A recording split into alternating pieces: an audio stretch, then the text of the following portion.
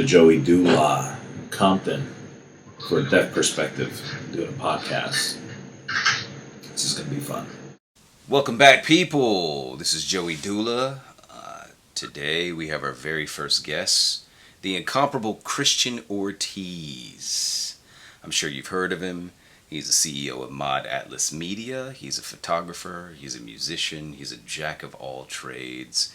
And you know what? Shit, he's a master of all.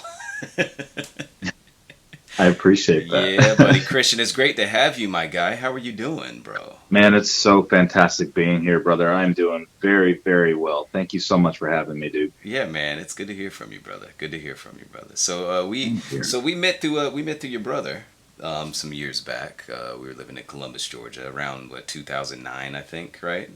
That's right. Yeah. And you were doing music at the time, right? Yeah, we were neighbors. Yeah, we were neighbors. Your boy was hella young. He was really small. And I remember him running around, man. And yeah, he's a cute kid, man. He's grown up. He's grown up quite a bit. But yeah, man, he's 14, first year in high school. Wow, dude. They grow up so fast, bro. We're officially old, bro. No, we're not. No, we don't say that word on this podcast. I'm just kidding. You're right. Old is a state of mind, my man. Delete it. Okay. No, you're absolutely. Okay. I'm not editing that. That's gonna stay in there. So you were doing music at the time. Was it Modest Roots at the time? Tell me about that. Yeah, so when I started it, it actually was the Christian Ortiz project, which sounded horrible to me. Okay. And then I eventually changed it to Cage the Elephant. But at the time, Cage the Elephant had just broken out, and they had asked me to change the name on MySpace. That's how far back that was. Oh, so it was another band named Cage the Elephant, is what you're saying? Yeah, and they actually are doing beyond well. They also had the money to be a very successful band, so they reached out and they were like, "Can you change your name?" And I was like, "Yeah, I guess." Back to the Christian Ortiz project, I guess. Right. And then my music actually took off, and it hit the independent charts in the UK in 2010. And I had an article written about me by Paul Bond. He was the editor of the London Post, and he wrote an article about my first album, which was My Inner Struggle. And he said something that was like, Christian Ortiz is modest to his roots. And that phrase just really resonated for me because I was really trying to stay true to, the music that I grew up on, which was the alternative 80s, 90s sound. And so Modest Roots it was born at that very moment. That's my jam. There's something about that alternative, like 80s and 90s. It's got so much passion and like so much feeling, right? Absolutely, man. Yeah, man. Absolutely. Yeah, man. It's like you'll never see that again in music. And I mean, I'm sure it'll come back around. But I hope you're wrong. I hope you're wrong, right? Because music is taking a dip, right? It's taking a huge dive, right? Commercially. Exactly. Yeah. So is music your first love? Like how long have you been doing music? Like what would you say? I mean, have you been playing very long, or tell me about that? Yeah, absolutely. So my first fiance, when straight out of high school, that was 20 years ago, man. She bought me my first electric and acoustic guitars, and I always wanted to fiddle with them. I always wanted to play with them, but it wasn't until my kid was born and my financial status was asked that I was, it was like time to do something with it. And so monetize it, right? Yeah, so I had to monetize it, but I also didn't know how to play, so there was that. So I had to teach myself how to play, guitar, how to produce music, how to, being a fan of music, loving music, knowing how to sing, but not really knowing how to put it all together. I literally had to start from scratch, and I got really good at it really quickly. And I would spend 4 to 5 hours a day practicing guitar, figuring out my software that I would pirate through like LimeWire, the good old days. Right. So it was old it was a struggle to say the least. LimeWire, yeah, you download a software in the plethora of porn and you call it a day. And wow. So it was just, but put it on the line. Whatever. No, but it was unexpected porn. It wasn't like I was trying to download it. It just came with the packages. Yeah, hey, you gotta do what you gotta do, bro. Yeah, it would destroy my computer. So, no, but it was shifting really gears cool here. trip. Shifting gears. Yeah, I'm like, so moving on. Yeah. Oh my gosh. No, it was a cool experience back then, man. It was a lot of struggles that I had to go through to get to that point, but Sure, sure. music for sure was the start of it all for me. Mm-hmm, mm-hmm. Really brought me out of my comfort zone. And then I had to take myself to play live. I had to started with open mic nights, and it ended up turning into playing shows in Atlanta in front of 3,000 people. And so Mm-hmm. I've done a little bit of it all with the music, and so it was a really cool journey. Yeah, man. Yeah, man. Eddie, do you find that actually getting out of your comfort zone and doing something that makes you uncomfortable helps you reach that next level, right? It kind of Oh, no doubt. doesn't it? Right? No doubt. Yeah, and that's what I find, man, in everything that I encounter. I mean, any endeavor that I begin, it's like you reach a plateau, right, where Hmm. you are where you are, and then in order to exceed and excel, man, you really have to do things that make you very uncomfortable, right? And that's a beautiful thing, though. There's a lot of It beauty. is. There's a lot of beauty in the struggle, right? In the 100%. Mhm. Yeah. When we talk in terms of growth, as individual growth, that's where it's all located. Sure. It's in that struggle. It's in the ugly moments, Yeah, yeah, yeah. the In the pain. uncomfortableness of In it the all, pain. and the Right. pain, for Yeah, sure. yeah, yeah. Yeah, So you're also a photographer, right? Right. I am. So when did you make that pivot, man? Like when did you decide, okay, I'm gonna try this photography thing. Let me pick up this camera and let me take some images. I've seen your images online, and I gotta tell you, bro, phenomenal, just pristine. My Thank you, guy, man. like you make very good use of negative space, and a lot of photographers they miss that, right? Is the negative space, right? They Um, do. They but do. I always feel like most photographers focus on the wrong thing. Like you have a subject, but your subject isn't your only subject, mhm, if that makes sense. Like they're surrounded by beautiful scenery or beautiful things, and I highlight as much of it as I can. And I think my approach to photography, so to answer your question, it was about a year after I started my band, maybe almost two. And I was teaching myself Photoshop and how to be a graphic designer because, of course, I was trying every which way to make a side hustle through my creativity. sure, sure, sure.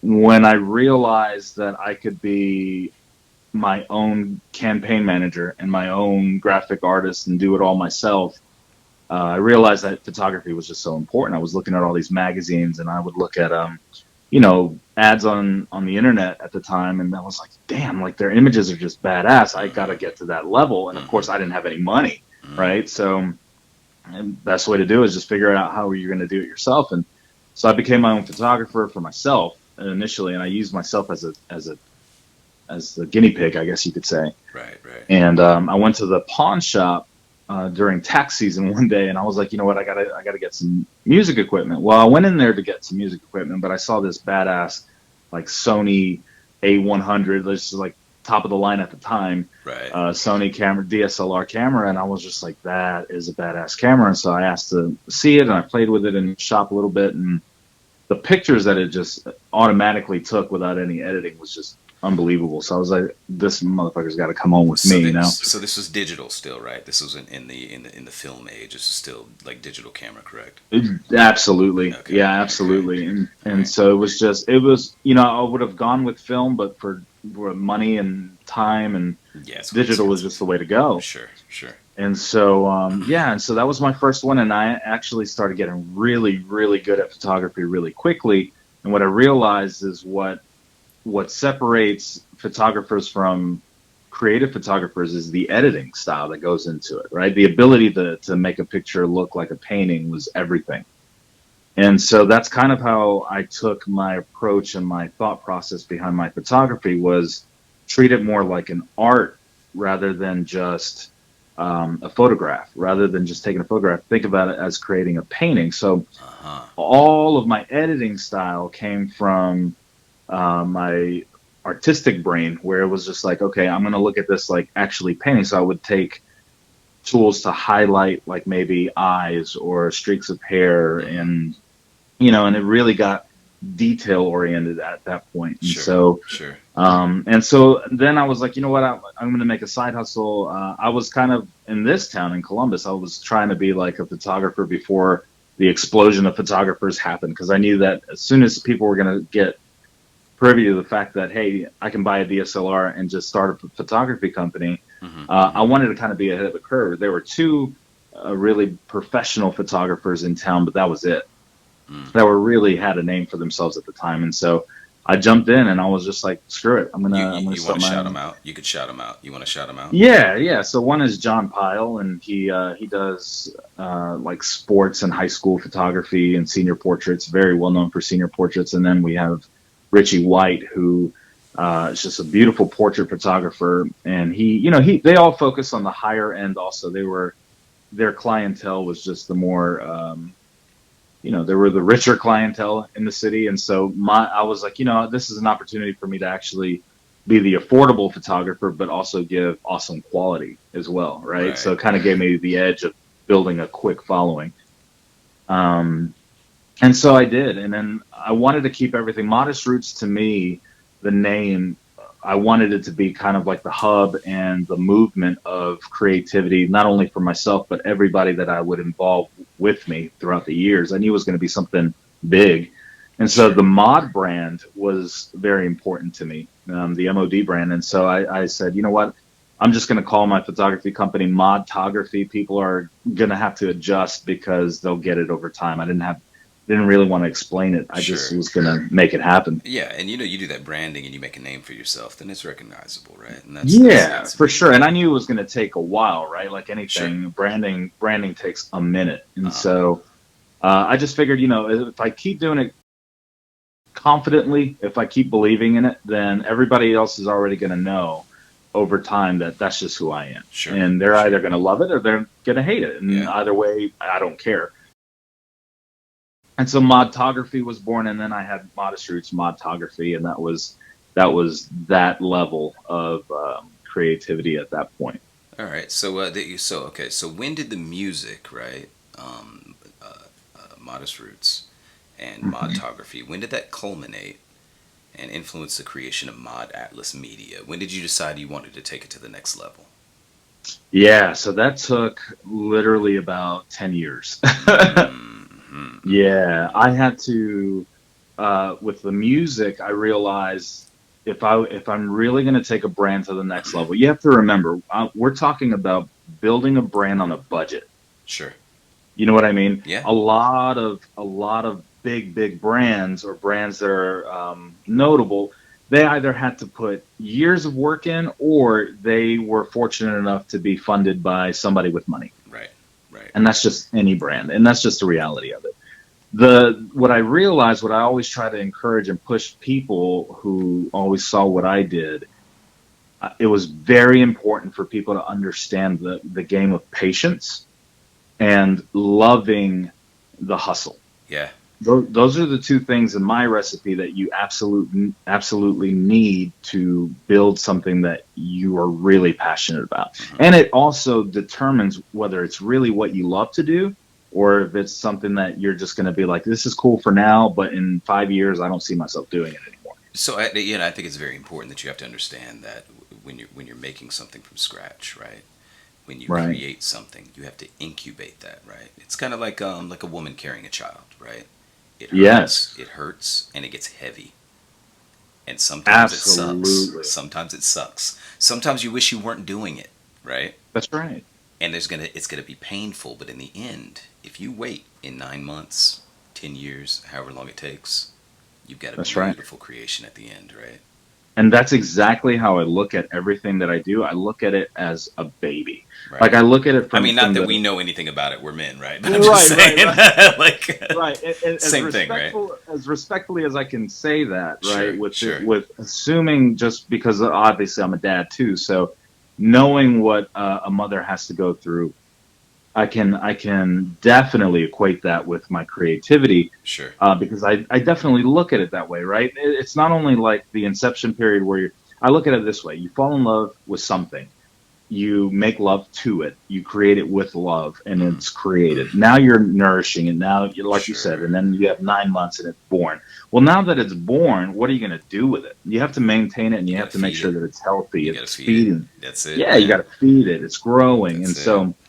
And so I always tell my entrepreneurs out there too, when you start a business, it's your infant, and it takes, if you think about it in terms of humanity too, how long does it take before a child actually starts to understand concepts? How long does it take for them to actually start speaking well? How long, we're talking about 5 years. They already know how to walk, run, dance, God forbid. I think that's really dependent on how much effort and how much time you spend with that child or project, right?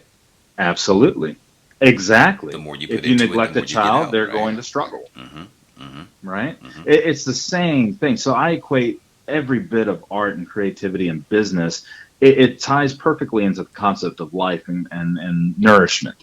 And so a lot of people just don't look at it that way, though, right? So I always try to incorporate that perspective so that they can really. It's just like kind of teaching a dad how to be a dad or a mom how to be a mom, And so I definitely try to take that role while I give advice to anybody who's looking for it, for sure. That's big stuff, bro. That's big stuff. You're doing big things, bro. And you are I'm trying. you are your own boss. I That am is a beautiful thing. So did you always know that you wanted to be your own boss? 100%. Okay. 100%. Okay. All right. Yeah. Yeah, man. I'll tell you this. When I was a kid, I was 5 years old. I was born in LA, and I was, we moved right before the riots got heavy. And After I remember the Rodney King thing, right? Is that what we're talking about here? So Okay. Rodney King was the thing that really raised attention. But what a lot of people don't know is that the riots were actually hitting years before. We left in '90, 4 years before Rodney King, right? So, Wow. but the riots, the day we moved to Jersey, we were taking a cab to LAX, and there were cars flipped over. Everything was on fire. Our apartment complex caught fire. Like, we lost neighbors. Like, it was hot and heavy for a hot minute. But the media attention finally grew when Rodney King. What was the catalyst for all of that? Do you have any idea? Corrupt. Yeah, it was a corrupt police system back LAPD, then. And huh? so LAPD was That's so funny, racist my back then. guy. Okay, so play back this episode because I got a story about LAPD that you haven't heard yet. We've recorded this interview a little bit before the podcast, but I've got one for you. Yeah, it's crazy stuff, brother. Anyway, go ahead, continue, please. Yeah, no. But I say all that because I remember being at that time in my life where at 5 years old, I would look at my mom and I would say, what? I don't know what I was. This is me at 5. I specifically remember saying this. Something like, I don't know what I'm going to do when I grow up. I just know that I was put on this planet to do something big. And my mother would laugh and she'd be like, oh, you just have Hollywood syndrome, like blah, blah, blah. But seriously, man, it was this gut feeling that I've had my entire life. And I tried the whole systemic shit of trying to go to college, getting a good job, getting my education, working for the man. And I'll be honest, it's just not for me, bro. It's tough, brother. I'm out here, brother. I'm proletariat and I'm out here doing it, brother. And it's hard, my man. It's hard. It's hard, man. I feel you on that. Yes, sir. Yeah. So, what would you say? What would you say were your major obstacles in becoming an entrepreneur, and what advice would you give and someone that's an up and coming entrepreneur, someone that wants to be their own boss? For me, right now, given you started 10 years ago, right? So, I mean, it's a little different a decade ago than it is now, right? But absolutely, right. Absolutely, it was a completely different world. See, I didn't start my business until 2019, so I was working in the restaurant industry. All of these things that I did were a side gig. Okay. But I also, I say that side gig, but they were full-time jobs. I never slept, right? So, but it was definitely easier because we were in a completely different country at that time. And so it's different for me because I'm very much an unfiltered version of myself, always have been. And through my growth, my personal growth, I've always been outspoken online about how I always just take this common sense approach to everything. And I had to realize over the years that not everybody has or shares common sense. So common sense ain't so common, is it? It's really not. It's really not. And when I started my business in 2019, it was right before COVID hit, and it was perfect because I wanted to be a social media marketing manager for small businesses who needed social media. And it worked. It worked very well for the first year. Then Trump's presidency just took a whole nother level, and You know I'm about to bleep that out, right? Because we don't speak that name on this pod. But go ahead. heard, yeah, Tito No more Bambito. publicity for this guy, man. My God, yeah, dude, and something about 2020. When you live in social media the way I do, when you are in every single app, you get to read every single comment. You get to, TikTok was such a vital implementation of society that people don't realize. It played a major factor in Biden's presidency. It played a major factor in politics, in eye-opening discussions about the history of America, the reality. I mean, I was in every single app watching where we are today unfold. Yeah. And I can't tell you the impact that had on me, especially as a businessman, right? So here we are in a country where they stress you got to pick yourself up by the bootstraps, but Right. but if you do it in the wrong way and you don't pander to the right people, then fuck your business. Right. And that was the biggest obstacle for me, so I am being a minority entrepreneur, outspoken activist in the Bible Belt. Mm. Right. And then all of a sudden people who've known me for 25 years are like, I can't believe you say this about white people. I can't believe you have this outlook about humanity. And I'm like, I'm sorry, what? It's really a common sense approach, man. I mean, you look around and you see what's going on around you, right? And that's For what sure. it is. Now, it's got to be difficult to navigate TikTok, right? So you're a millennial. I'm a millennial, right? But it seems like Gen Z is a completely different beast than us, right? And I don't. I'm trying not to sound irrelevant as hell right now, right? But No. they love the bite-size media, and that's exactly what TikTok is, right? It's bite-size, Absolutely. really short videos, right? And I attribute that to the algorithm that Facebook and Instagram uses. It's the same algorithm they use, or the same concept they use for slot machines, right? Yes. And it keeps you kind of Oh, I love that. right?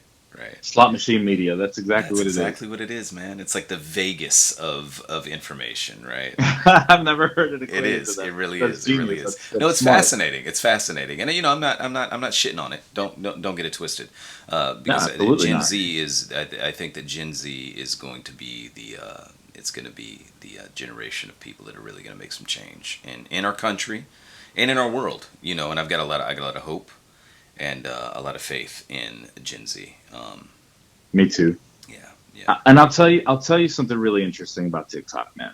Yeah. A lot of people say they hear this 38-year-old man saying, "Oh my God, TikTok's a shit," because I live on there and I figured it out. But the average person who doesn't understand social media, they look at me and they're like, "I can't believe that just came out of your fucking mouth." Like, TikTok is a child's app, and the cool thing about it, I lucked out, man. The pandemic, I'm a pragmatic optimist, right? So I'm a realist, but I can find the silver linings in the worst. And so being on TikTok, discovering it through the pandemic, I realized that there were so many people on this app. Yeah. There were so many people because they had the time to be on this app. Sure. And what it did is it attracted every age group. And what I found were individuals like us who were very outspoken about politics, outspoken about the system, and they were actually reaching an audience. Yeah. And they were in the 100,000s to the million followers, reaching an audience. That's big. Speaking, bro. You know what I'm saying? And so I was like, this is my time. Right. And so from December to just this week, I reached almost 60,000 followers. There you go, bro. You know what I mean? On TikTok. And being as who I am and people actually listening to what I have to say, I mean, it says a lot, 60K, bro. Yeah, man. Let's bump it up, bro. Under a year. Let's bump it up, bro. And there's a lot to be said about not being stuck in your comfort zone, right? I don't have a TikTok. I probably should get a TikTok, right? But I don't have a TikTok, right? Because I really don't know how to navigate the entire thing, to be honest with you. But you have to show love to the ones that come after you. You have to. You absolutely have to. Because if you don't, and you don't respect them, they're not going to give a damn about what you say, man. 100%. They're not going to care about what you have to say, man.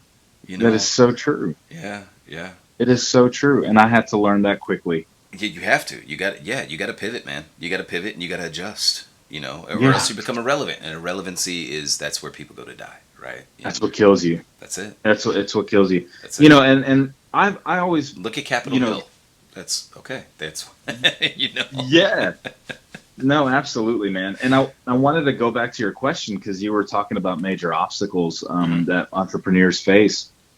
I feel like I've always had the recipe, like quote unquote, the recipe for success, right? Okay. A lot of it has to do with mindset. It all has to do with mindset, to be honest. But there are some things that people need to implement that they don't.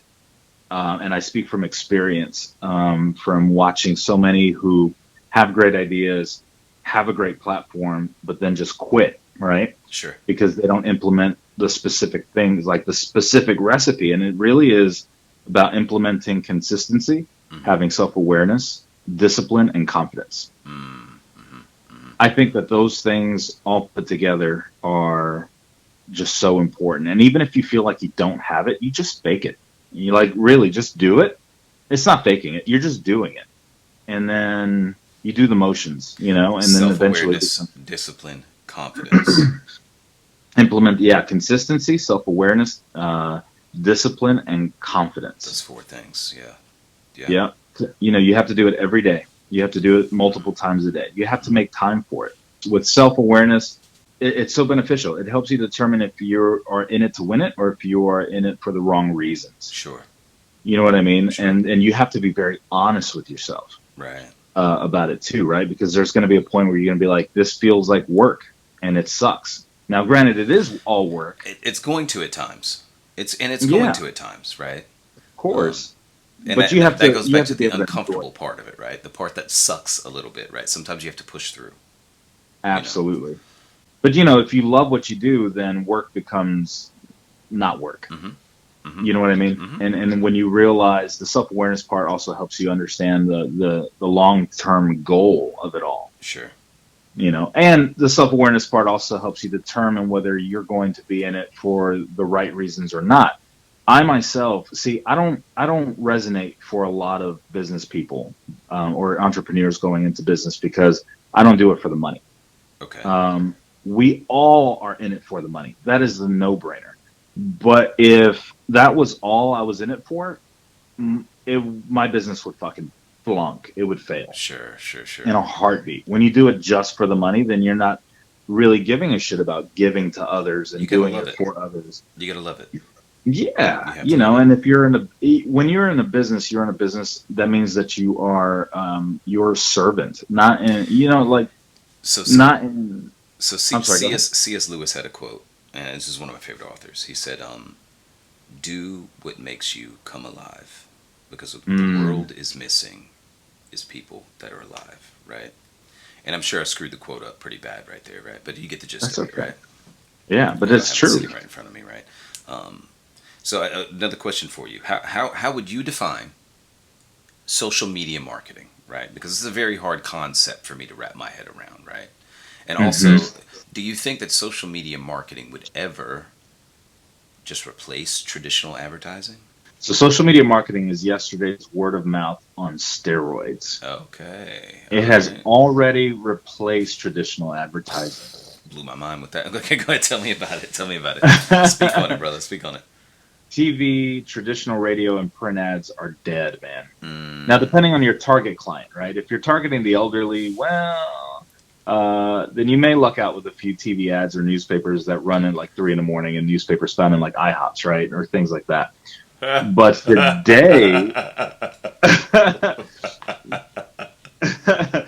today, man, you have to have social media. It's not even about lead generation. You just have to have it. You have to have a presence in social media that matches the power of your business. And think about it this way.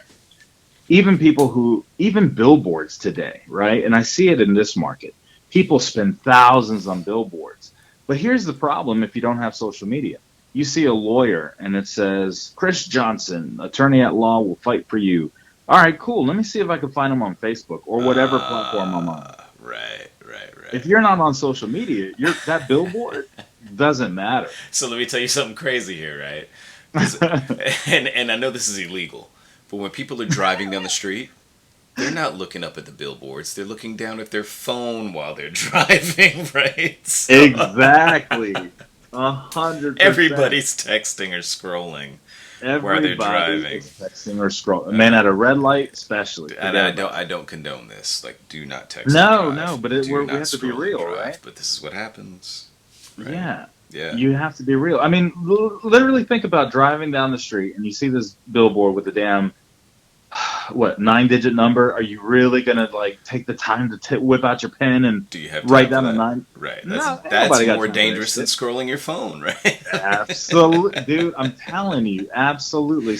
Yeah. So now I love the idea of the billboard, because if you all of a sudden see a Facebook ad or something on Instagram come up, you're like, oh, dude, I saw that dude's billboard. Mhm. It almost works in reverse. Right. You see what I'm saying? Right, So right, it's right, like, right. oh, okay, the awareness. Now I see this guy, and I see that. But what normal business people have, the concept of a billboard, is not the case in today's society. Sure. So it's you have to think about the macro in reverse and just understand that social media is where it's at right now. Right. And so, and if you don't have money for ads, then you better be posting 60 to 100 times a day on every platform. Right. To be relevant. So do you post for your different clients? Is that how this works? Is it? I mean, I'm trying to wrap my head around how this. Yeah. Okay. So how many clients would you say that you represent? So I represent 40. Okay. Okay. Right now, and so a lot of them depend. Their contracts look all completely different. I do a lot of different things for a lot of different And you ones. tailor them for their needs, I'm sure, right? For sure, Okay. for sure. But one thing that I do constantly is whether we have a contract for photography, videography, no matter what they do, I'm going to blast their business on my Instagram stories, Facebook stories, Twitter, fleets when fleets were still a thing, LinkedIn. So, I use every platform from Facebook to Pinterest. And so it's just what you have to do, and you have to kill it on every platform. That keeps Otherwise, you busy, I'm sure, huh? Oh my God, it's nonstop, man. You're It's clicking nonstop. away, huh? Yeah, but My here's the guy. thing. Yeah, here's the cool part about it, because it's not going to be a forever thing for me.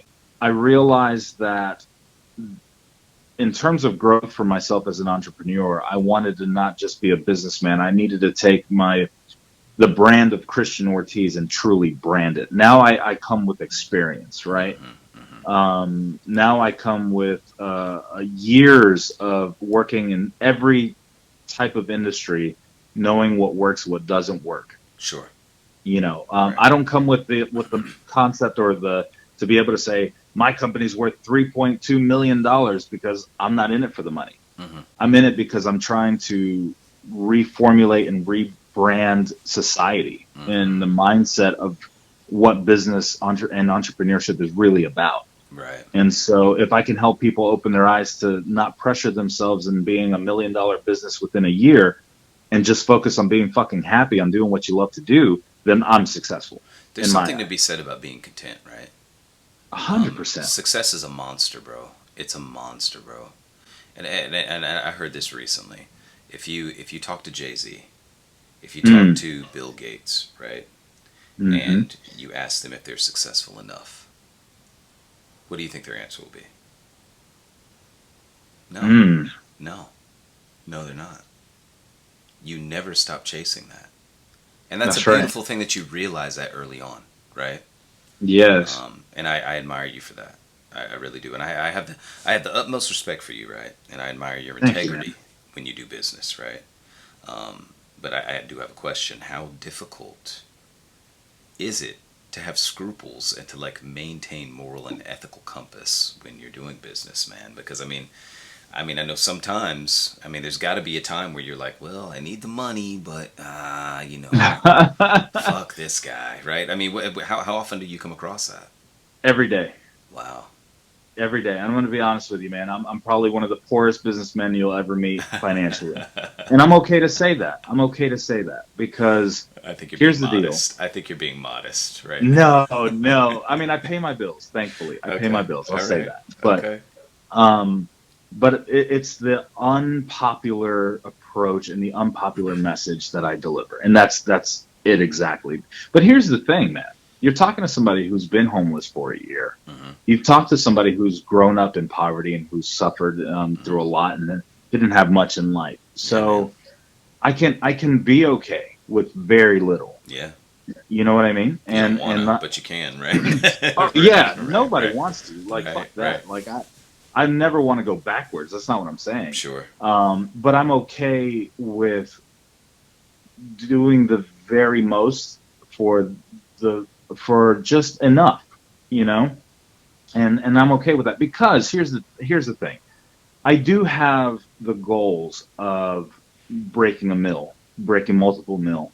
Mm-hmm. I want to be a force in the industry, but it's not my main driver. So I have to be able to help entrepreneurs understand. It's like a marriage, okay? If you marry somebody, let's say you and we've come from struggle, Mm-hmm. we've known poverty, we've known Yes, the answer is yes. Where's the ring? right, Yes. right, The answer is and yes. I love you and yeah. I will marry you. Christian, is that what you're? I'm kidding. Well, I'm so glad that worked out as easy as it You thought it was gonna be hard. Nah, man. did. Man, whew. Thank God, man. Well, I guess the interview's over now. Where's the honeymoon? I'll see you in 8 hours, boo. Can't wait to consummate.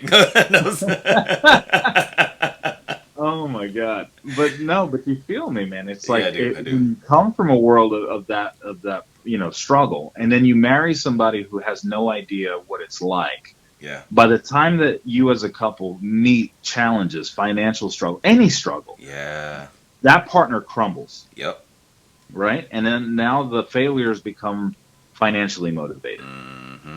And now you realize that the relationship was never built on for better or worse. It was built for you can provide for me or I can provide for you. I feel that. And so it's the same thing with the business concept when here I come as an entrepreneur trying to say, well, guys, just don't we all do it for the money, but don't do it for the money, right? It's not your motivator. You have to be able to muster the suck, be patient. If it sucks for 10 fucking years, it's going to suck for 10 fucking years, but grow and figure out the details, figure out what you need to figure out so that when the time comes and you're ready to start swinging, you're going to knock it out. Consistency and perseverance, man.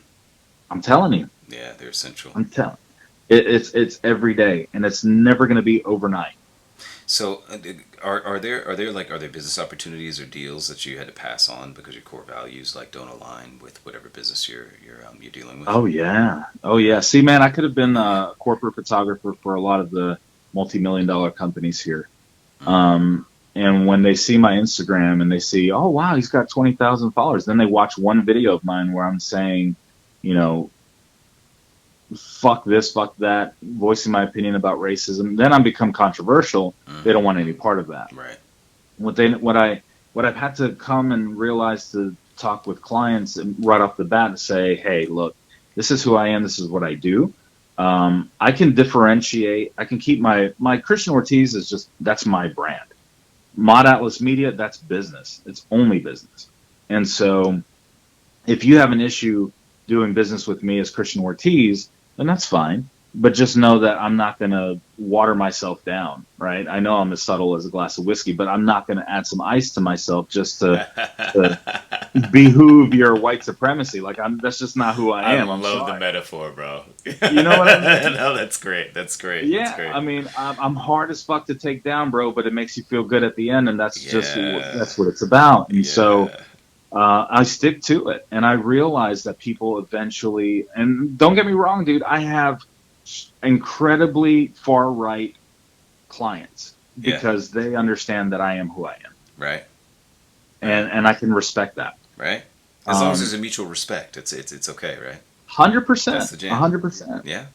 And that's kind of the line that I had to draw. You know, if they come to me and say, "Hey, man, green money is green money. It don't matter where it comes from." Okay, cool.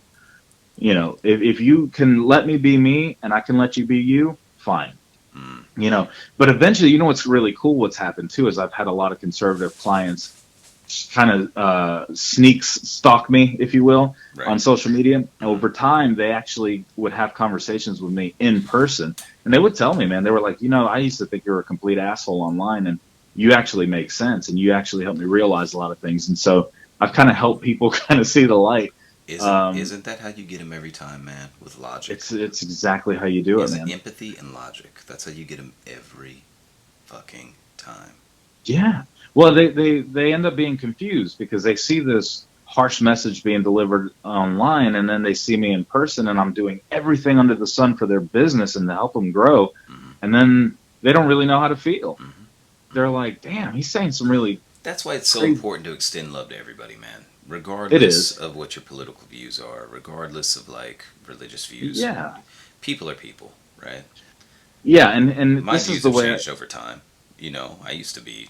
Yeah, we're not going to talk about it on this interview, but I used to be a cold piece. But Yeah. you know, No, we all have been, man. And then you know what I had to realize was that every single one of us in this country have never known a time without racism. None of us have been ever taught proper education. We were all force fed the same garbage education, misled education, you know, about the history of this country, the way politics works. We were never taught how it works. You know, so there were a lot of what it ended up being was our life circumstance, the way it translated, mixed with our education and how we determined we were going to live the rest of our lives using what we were given. And when I realized that, I could look at somebody who just doesn't make complete sense at all from the Republican Party, and I could literally say, you know what, man, I get why they're that way. And when yeah. you can understand it, then it helps you better cope with it. Now let's don't leave out the neoliberals either, right? Because I mean they got the game fucked up as well, right? They So I do. mean let's you No, know they both absolutely do. sides are. That's we're gonna save that for another interview. Yeah. No, We're but gonna you're save that absolutely for a right. completely another You're interview. absolutely right, All man. right, And that so another question I have for you. You came out with a film I called Two did. Bosses, Oh right? my gosh, yeah. I The forgot. cerulean cut. Okay, you didn't forget. Stop that. So I did. I forgot. you filmed this on a $0 budget, my guy. I did. And I gotta tell you, I watched Was it it a couple of okay? times. It was great. It was great. It was great. To be filmed on a $0 budget, it was fantastic. I could only imagine what you would have done with 100,000, right? Oh man, thank you. But tell me about it, man. Plug some things. What are you doing right now? I want to know what you're doing. You tell everybody out there what you have coming up, what projects you're working on, what they could get involved in, what they could follow, what they could like. Shoot, bro. Go for it. Yeah, Shameless man. plugs. Shameless plugs. Shameless plugs. I Yes, love it. sir. Yeah. So I filmed this movie, man. Two Bosses came. It was birthed out of COVID. Mm-hmm. It's broken 4 world records. It was the first official film released during a global pandemic. Um, Beautiful. yeah, I had no idea what the hell I was doing. I just told Ruben, my brother, I was like, dude, you want to film a movie? He was like, yeah. So I was like, cool. So I wrote it, directed it. I didn't have any plans for it. It was just all out of the air, and we've always wanted to do one, so we did it. Yeah, yeah, yeah. Yo, shout Um, out to Rue. What's up, Ruben? I know you're listening, bro. I love you, bro. my bro, That's why yeah, it's so man. tasty. He'll know what I'm Um, talking about. He'll know what I'm talking about. yes, man. So he Yeah. he was a trooper, man, and we did it, and it was amazing experience for sure. So it's okay. So here's the shameless plug. It's actually part one of 3 movies. I'm making a trilogy on a $0 budget. Okay. Okay. Um, yeah. When So you gonna give me a cameo, bro? I want to know. I'm trying to figure that one out, bro. you're gonna be in the second one, I'm bro. gonna smash it, my guy. But you're gonna have the best character, bro. All Like right, write me you're in. gonna Write me you're in. gonna you're gonna love it. All right, I I'm don't gonna want to hold you give to that. anything away I'm gonna right now, hold to you to be that. honest. You said it. It's on the air. All the Man. listeners, y'all heard that. If I'm not in the second film, Cancel me. blow up his DMs. Blow up his fucking DMs if I'm not in the second film and be like, why did you not put Joey Doolah in? I'll be canceled, bro. Nah, but don't cancel the guy. Come on, that's a little extreme. That's a little extreme. It's extreme. Hey, it's the times we live in, bro. It's all good. No.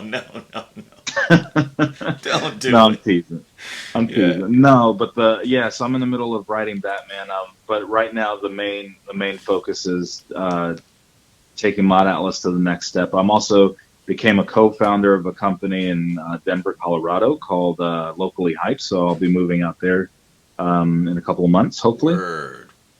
Yeah, and they do basically their Mod Atlas on steroids, man, with the team. And the shout out to CEO Ty Hunt is just an amazing guy, dude. He's killing it out there. And holler at my co-host when you get out there. Holler at Roman Flux when you get out there. You said I will. I didn't mean to interrupt you there. You said Ty Hunt? Ty Hunt, yeah. Ty Hunt. If you follow Locally Hyped on Instagram right now and Facebook, we're all over the place too. So Locally Hyped. Y'all follow that? Locally. Yeah, okay. Man.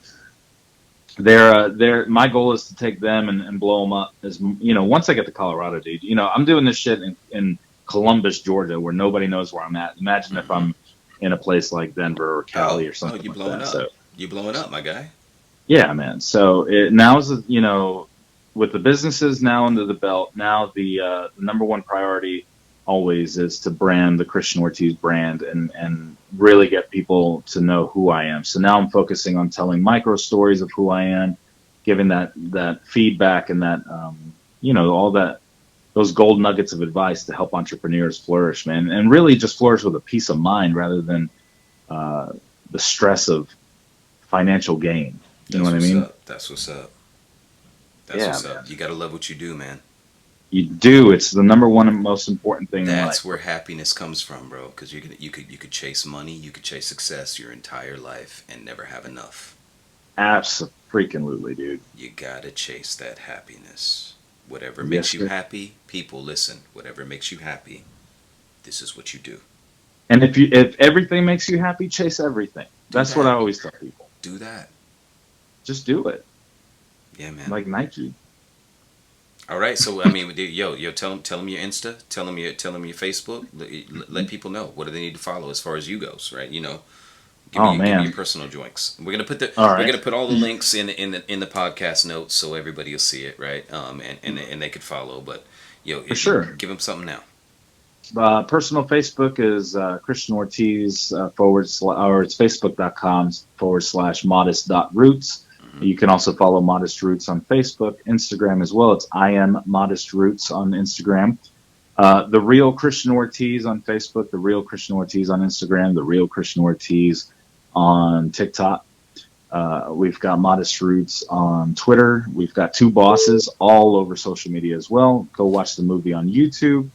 Share it with your friends. It is rated R. Don't watch it in front of your little ones unless your little ones curse more than I do.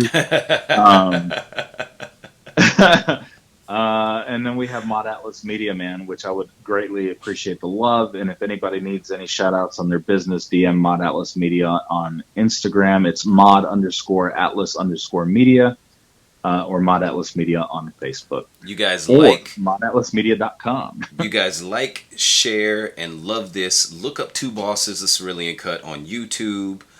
Christian Ortiz, amazing human being, entrepreneur. Thank you so much for being on the pod, my guy. I love you. Send your brother some love. Thank you so much for being the very first interview on the very first episode of Deaf Perspective. My absolute pleasure, man. Thank you so much for having me. Absolutely. I hope to have you again soon. Anytime. Yeah, man. Great conversation, dude. Thank you, man. Yeah, man. I appreciate it. All right, brother. We'll talk to you soon. Yes, sir. All right. Peace, bro. Bye.